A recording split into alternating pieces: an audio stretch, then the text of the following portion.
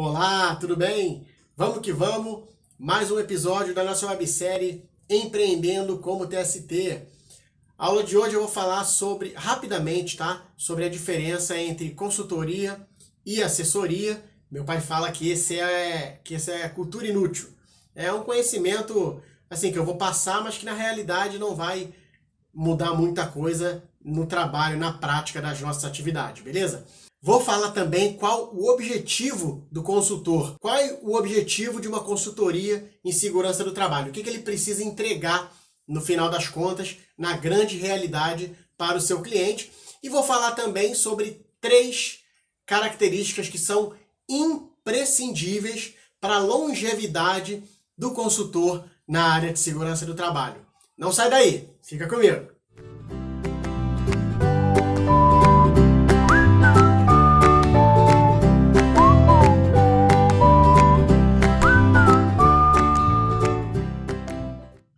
Primeiramente, vamos falar sobre a diferença entre consultoria e assessoria, consultor e assessor, mas já de cara, eu queria pedir a vocês para não ficar se prendendo muito em termo, um apego chato, sabe? Um negócio que não vai levar ninguém a lugar nenhum. É só uma definição teórica e isso não vai mudar em nada o cotidiano, o dia a dia e a prática do trabalho. Uma outra discussão muito frequente é técnico em segurança ou técnico de segurança. Cara, não interessa. As normas regulamentadoras, elas falam técnico de segurança. Muita gente fala técnico em segurança, porque gramaticalmente está correto. Então, eu sou técnico de, eu sou técnico em. Cara, você é técnico, atua na área de segurança do trabalho, toca o barco e chama das suas responsabilidades. Não fica se prendendo em termo, em negócio, coisa pequena, coisa que não vai mudar o dia a dia. Mas, vamos falar sobre consultor e assessor. O consultor, ele chega na empresa, faz a análise, elabora um planejamento e dá o caminho que deve ser seguido para resolver as não conformidades, beleza? O assessor chega na empresa, faz uma análise, elabora o planejamento, dá o caminho e ele segue o caminho junto com o empresário. Ele pega pela mão e põe a mão na massa, ou seja, o assessor ele não só propõe o que precisa ser feito, como ele faz o acompanhamento. O consultor é um trabalho, como o próprio nome já diz, é um trabalho mais consultivo. Me consultaram, eu falei que precisa ser feito. O assessor, ele assessora. Me chamaram, eu falei que precisa ser feito e vou assessorar ao longo do trajeto. Beleza? Então, sem mais delongas, sem perder muito tempo com isso, bem superficial, justamente para a gente não ficar rendendo muito tempo nesse tipo de definição, tá bom? Qual o objetivo do consultor na área de segurança do trabalho? Eu costumo falar que o principal objetivo é não ser um cumpridor de normas. Como assim não ser um cumpridor de normas? O nosso trabalho é muito mais amplo do que só cumprir a lei, só cumprir a norma. Que o empresário precisa cumprir uma lei, isso ele já sabe, ele não precisa te contratar para você falar isso para ele. O que você precisa falar para ele é quais os benefícios dele cumprir a norma, o que ele vai ganhar. E outra, a empresa, o maior objetivo de uma empresa é gerar lucro. O objetivo dela é gerar lucro. Então, para isso, ela tem as atividades que elas desempenham, que elas desenvolvem, mas o objetivo do dono da empresa é o lucro. Então, a gente precisa mostrar para o empregador quais são os benefícios dele cumprir as normas de segurança do trabalho. Porém, sem ficar batendo nessa tecla de que é lei, tem que cumprir porque é lei. A gente precisa mostrar para ele os benefícios financeiros, principalmente, porque é isso que ele quer. A segurança do trabalho hoje ela é muito vista como tem que comprar esses equipamentos, tem que fazer esse documento, tem que contratar o treinamento X, Y, Z, etc. A gente é visto como gasto numa empresa. Mas a gente tem como fazer a inversão de valores, a gente tem como mostrar que a gente pode ser muito mais do que gasto com EPI, com treinamento e documento. A gente precisa fazer isso na realidade. A gente precisa mostrar que através da segurança do trabalho pode-se gerar uma economia, por exemplo, em adicionais de insalubridade. Pode-se gerar uma economia com a questão do FAP. Então a gente precisa mostrar trabalho. Não é só ficar... Óbvio, tem empresa de consultoria e tem consultor que eu sou a norma, eu sou a lei aqui, vamos cumprir a lei, vamos contratar esse documento, porque... Mas esse profissional está, sinceramente, fadado ao fracasso. Ele não vai durar muito tempo no mercado. as coisas estão mudando e a gente precisa se adequar. A gente precisa mudar os nossos argumentos. Por exemplo, treinamento de designado de CIPA. Vou pegar um exemplo aleatório aqui, tá? Você não pode chegar numa empresa, quer dizer, você pode, né? Mas você não deve. Você não deve chegar numa empresa e falar, ó, você tem 7 funcionários aqui, então você precisa fazer um treinamento de designado de CIPA. Um desses 7 tem que ser o designado e você tem que dar um treinamento de 20 horas. Mas assim, tá na norma, né? A NR5 é que fala, então a gente tem que fazer. Que a NR5 fala isso, o cara já sabe. Você precisa mostrar para ele, tem que ter um motivo, tem que ter um benefício para isso. Ele precisa enxergar alguma forma de ganhar com aquilo. Então você tem que mudar a abordagem. Olha só, você tem aqui 7 funcionários, não tem obrigação de ter um técnico de segurança, então você pode designar um cara para ser o braço da segurança do trabalho aqui na sua empresa. Para isso, ele precisa atuar como designado de CIPA e precisa fazer um treinamento de 20 horas. O benefício é que esse cara vai receber uma série de informações relacionadas à segurança do trabalho e ele vai poder zelar pela saúde, pela integridade física, pela qualidade de vida no trabalho dele e dos outros 6.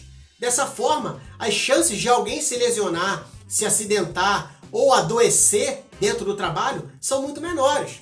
Porque dos 7, pensa comigo, dos 7, se você tem uma baixa, um cara fica afastado por 20, 30 dias, você vai remanejar alguém para fazer o trabalho desse 7.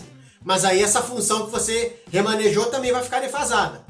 Ou você vai sobrecarregar todo mundo.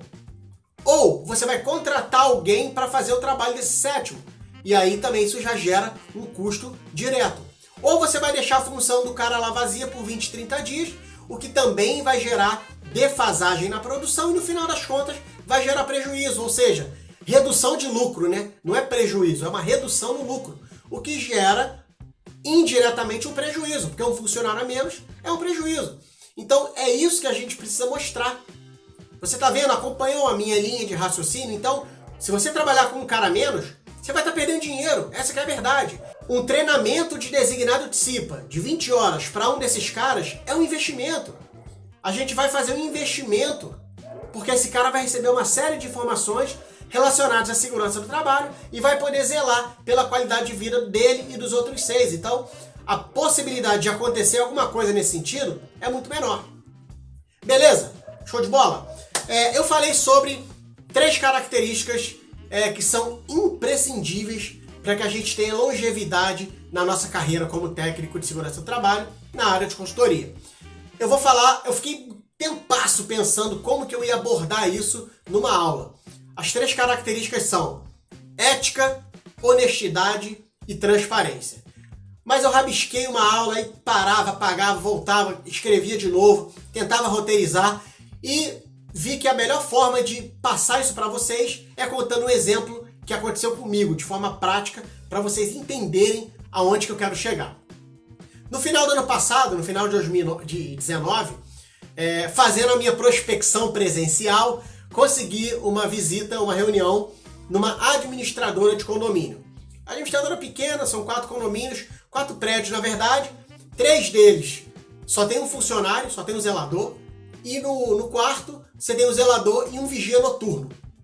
Fui fazer a minha visita, conversando com a pessoa responsável pela parte de documentação, etc. Ela me falou o seguinte: Léo, o interesse maior é com relação à parte documental mesmo, porque são prédios, tem poucos funcionários e tal, então na realidade a gente quer mais PPRA, PCMSO, e a gente sabe que são documentos que precisam ser renovados todo ano. Aí opa, por que tem que ser renovados todo ano? Ela falou, a gente já trabalhou com 3 empresas de consultoria e todas elas fazem a renovação anual do PPRA. Aí eu falei, bom, mas, e aí você fica numa sinuca de bico, né?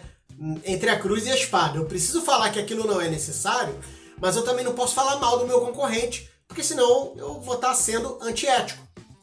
E aí eu puxei para o lado da norma para justificar o meu argumento. O que eu fiz? Eu falei, olha, hoje a NR9 preconiza a elaboração do PPRA.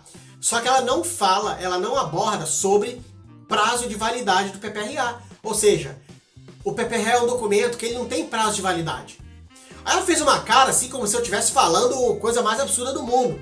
Tipo, como assim, né? Eu sempre fiz desse jeito. sempre paguei para as consultorias elaborarem o PPRA todo ano. E eu expliquei, olha, o que precisa ser feito no PPRA é uma análise global. A análise global não é um novo PPRA. E aí eu pedi a ela para que pegasse os últimos 4 PPRAs de um determinado condomínio. Foi a mesma empresa que elaborou e ela me deu 2016, 17, 18 e 19. O 19 já estava pronto no caso, né? E eu peguei aqueles documentos e mostrei para ela. A única coisa que fizeram foi alterar a data de emissão do documento. O documento era exatamente o mesmo. E isso é desnecessário. Isso é na minha visão, tá? Eu, Léo, não trabalho dessa forma. Eu acho que isso não é honesto, porque você está pagando por um documento novo, quando você não precisa ter um documento novo. Você precisa fazer uma análise global. O que é uma análise global? Pega, vai na empresa, verifica se o plano de ação do PPRA, o que continha lá, se as ações foram realizadas e se o ambiente continua do mesmo jeito. No caso dela, prédio, condomínio, cara, não tem muito o que fazer. Inclusive, os funcionários eram os mesmos, o mesmo nome, mesmo cara. Então, mesmo funcionário, mesma função, mesmos riscos, mesmas atividades, mesmos EPIs, mesmo tudo. A empresa vai cobrar para fazer um PPRA novo todo ano, sendo que você pode fazer só uma análise global? Eu falei para ela, o que é análise global? É você fazer essa análise da empresa e do documento, faz o cruzamento de informações, vê o que já foi feito, o que tem no plano de ações que foi cumprido, o que não foi cumprido. Cara, é um documento, é uma folha. Você vai botar lá, de acordo com o PPRA elaborado na data tal, e visita realizada na data tal, foi verificado que as funções permanecem as mesmas, não teve alteração de risco, não teve... Faz um documento desse, é uma folhinha só que vai dar. Data essa folha, assina e anexa no PPRA. Acabou. É um trabalho que não vai te demandar tanto tempo e eu, particularmente, cobro mais barato do que a elaboração de um PPRA novo. E ela ficou abismada com isso. Só que, cara, é honesto da minha parte, é transparente e é ético. Eu fiquei pensando várias formas de falar sobre ética, honestidade, transparência, mas esse exemplo foi o exemplo mais claro que eu consegui arrumar para poder mostrar a atuação com ética, transparência e honestidade. A gente precisa fazer isso. Quando eu levo meu carro no mecânico, eu preciso que ele seja honesto comigo. Eu não entendo de mecânica de carro. Então eu preciso que ele seja honesto comigo para não me cobrar nada a mais do que precisa ser feito. Se eu faço uma visita, o cara precisa do documento X e Y, por que eu vou vender X, Y e Z para ele? A gente precisa trabalhar com ética, com honestidade, justamente para fidelizar o cliente. Acabar essa reunião, vocês acham que eu consegui fechar esse cliente ou não? Claro que sim. Por quê?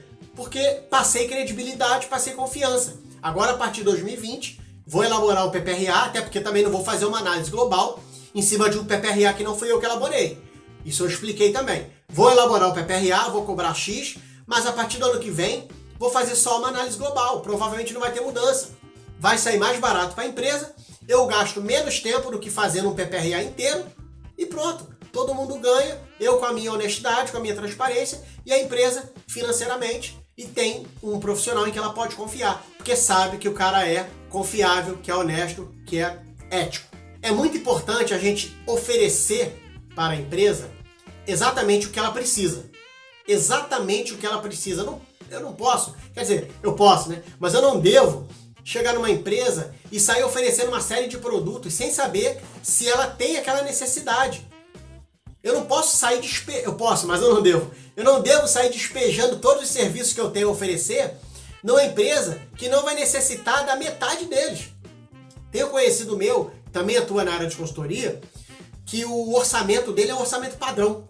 Ele envia um PDF e assim, segue abaixo valores para os serviços. Aí tem assim, PPRA, PCMSO, LTCAT, LTIP, treinamento de CIPA, treinamento de designado de CIPA, treinamento de NR35, NR33, ele faz uma listagem com o preço do lado e manda aquilo ali por anexo no e-mail, né?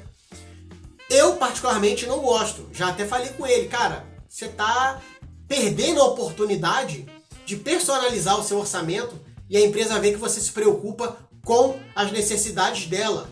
Qual é a possibilidade de uma empresa enxergar que esse cara se preocupa com ela quando ela recebe um orçamento de uma série de serviços, se ela é uma loja que vende acessórios de celular e tem 4 funcionários. Aí eu peço um orçamento, me vem lá NR35, 33, NR10, NR12 para 4 funcionários que trabalham no comércio. Tá entendendo onde eu quero chegar? A gente precisa atender a necessidade real do cara. Faz um orçamento personalizado, faz um negócio bem feito, entrega o que ele precisa. Pode ser pouco, pode, mas é uma excelente porta de entrada e uma excelente forma de você conseguir despertar e ganhar credibilidade e confiança naquele cliente. Dia desses meu telefone tocou e era da operadora, da minha própria operadora. A atendente, muito simpática, começou a me oferecer um plano que era pior do que o meu e custava mais caro do que o meu. Olha só como que as pessoas estão alucinadas por vender. Então o que eu costumo falar para quem vai atuar na área de segurança, na consultoria, não seja o vendedor chato, aquele cara que quer só empurrar serviço para ganhar dinheiro. Pense primeiro em atender às necessidades do cliente. E eu falei justamente isso para a menina do telemarketing que me ligou. Eu falei, meu anjo, olha só, eu não sei se você tem acesso ao meu plano, se o seu sistema te dá acesso a isso, mas você está me oferecendo menos internet, menos minuto, por um preço maior. Bom, eu ainda não estou maluco ao ponto de aceitar, mas você precisa rever a sua abordagem. É muito isso que acontece na nossa área também. A gente não pode, agora eu trabalho com consultoria e segurança do trabalho, eu vou oferecer os meus serviços aí. Personalize o seu atendimento, personalize a sua oferta, personalize o seu orçamento, atenda de forma precisa o seu cliente. Mostra para ele que você tem exatamente o que ele quer. Você pode até comentar que tem outras coisas, mas no primeiro momento, atenha-se à necessidade real dele, com ética, transparência e honestidade. Bom, muita gente me pergunta se vale a pena trabalhar na área de consultoria e segurança do trabalho, pergunta como que é meu dia a dia, como que eu faço as coisas. Então eu costumo dizer o seguinte, assim como qualquer outro empreendimento, o consultor em segurança do trabalho, ele tem benefícios e tem riscos, que devem ser levados em consideração de acordo com o estilo de vida de cada um. Hoje, eu assumi os riscos do meu trabalho e estou colhendo os benefícios. Eu fiz uma análise e verifiquei que eu tinha a possibilidade de correr o risco que eu corro e de colher os benefícios que eu venho colhendo. Então, como todo empreendimento, a gente tem riscos e benefícios e é sobre isso que a gente vai falar no próximo episódio. Um grande abraço a todos e falou!